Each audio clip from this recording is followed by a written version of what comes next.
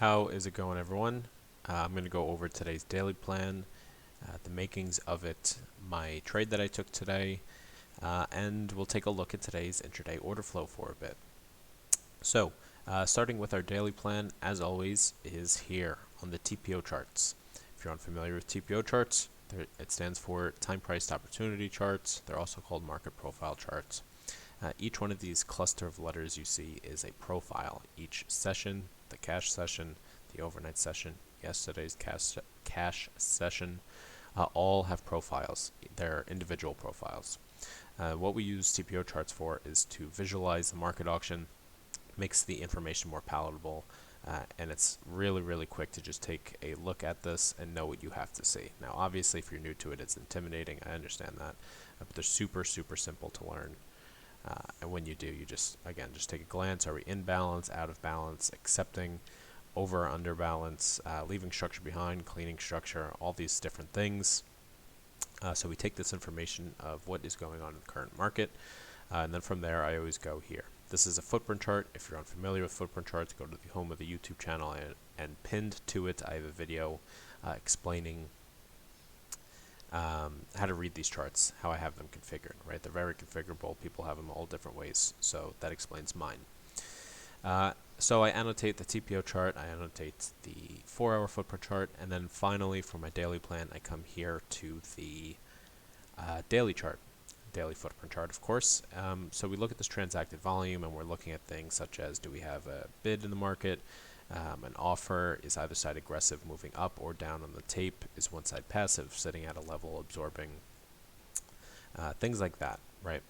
Do we have trapped volume? Do we have high volume areas? All these different things we put on top of what we know from the TPO, right? So we go to the 4-hour, we collect more information, collect it compare it to the information that we already got from the TPO, and then do the same thing with the daily footprint rather.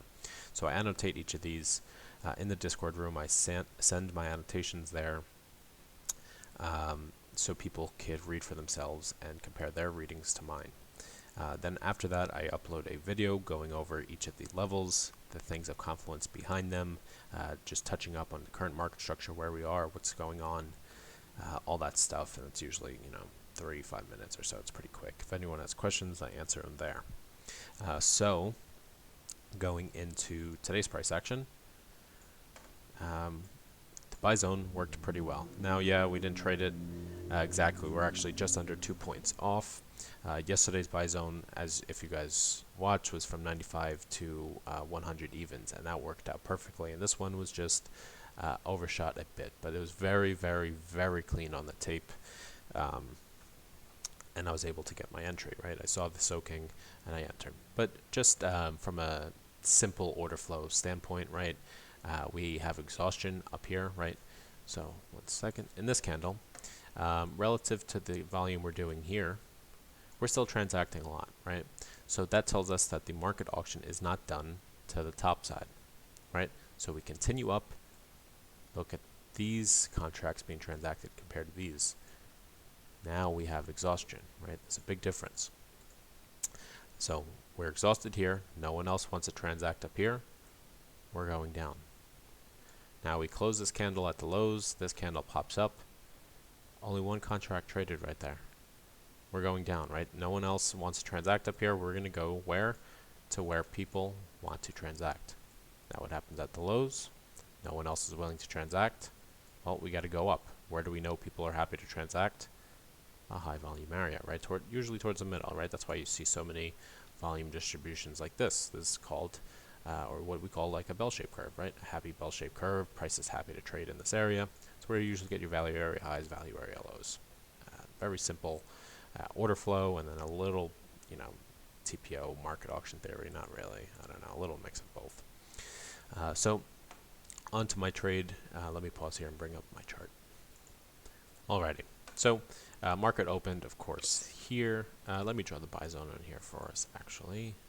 And it's all right.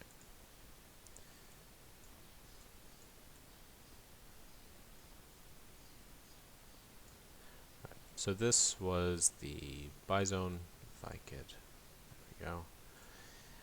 So we saw, or I saw, and actually another member saw it. They took the same trade I did, but once this came back down to the break even, they kind of got shaken out a bit, which I almost did too. You know, you always feel that while you're in a trade. I had my mouse hovering over my trade window where I had my break even, but once I have the risk on, you have to accept the risk. I made this mistake not too long ago. You know, it's obviously not my first time making the mistake. I think we've all made that mistake, but I was reminded about a week ago that I cut the trade at break even, and then it ended up going to my target. So once I enter, I think this, 98s, we had a bidder. I entered with them, terrible entry, and I'm actually being serious. You saw the bidder here, then you see them being stopped down here. The tape was clean down here. I really should have marketed it in here. And as we came back up, this 98 bidder rebid, and I bid with them. Came down, and again, this was a much better entry. Why? Because this retested this 96-ish bidder over here. I should have had patience and entered on this rebid.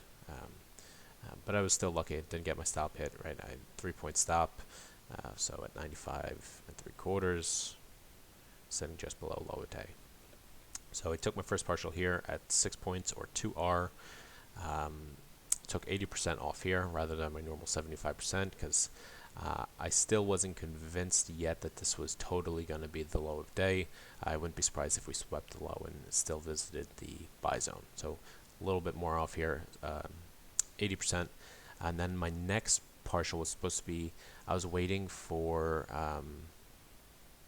was it 14s? No, we had a seller into 11 halves here. And they were just sitting, absorbing up here. And I wanted to take a partial with them, and then as I was setting my limit order, rather than typing 41, 11, and halves, I did 4,010 or 4,011 halves. So of course I was filled right down here at 10 evens. So that was 50% off, and then I went all out here. But if you guys follow me, all out at 19/4, and that was about 6.8 R on this final little bit. But if you guys follow me on Stock Twits, you know I was saying on there my final target originally was actually 27 3/4. But I saw a little bit of selling in here, and I kind of paper hands it a little bit. I should have sold at least half and then taken it off at my final target. Still didn't reach it yet. Probably a seller already starting here. I don't know. I'm not watching the footprint right now.